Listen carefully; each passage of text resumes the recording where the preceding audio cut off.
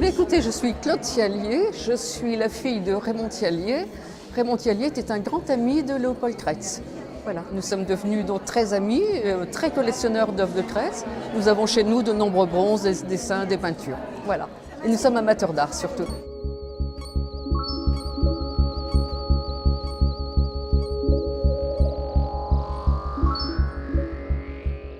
Alors moi, je vais vous présenter des œuvres qui m'ont beaucoup intriguée quand on a fait la découverte de l'atelier avec M. Richard, à savoir que nous ne connaissions pas tous les plâtres.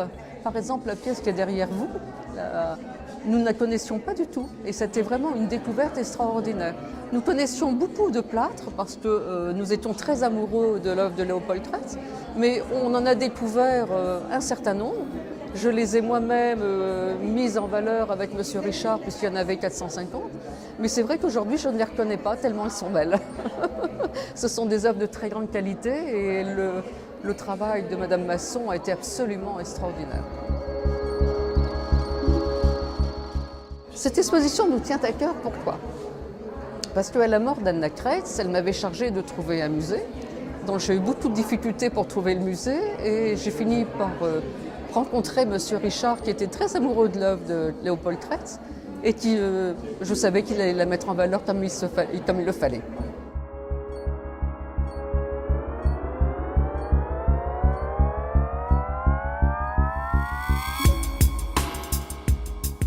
Je crois qu'il faut être attentif au travail du sculpteur, à savoir que d'après Mme Masson toujours, il a fait un travail de recherche très intéressant.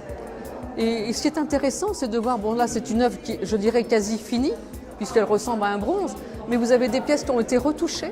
Il y a la structure du plâtre qui est très intéressante. Vous avez une sculpture un petit peu plus loin là-bas. La sculpture de l'affiche, le plâtre de l'affiche est très intéressant, parce qu'on voit comment Léopold Kretz travaillait.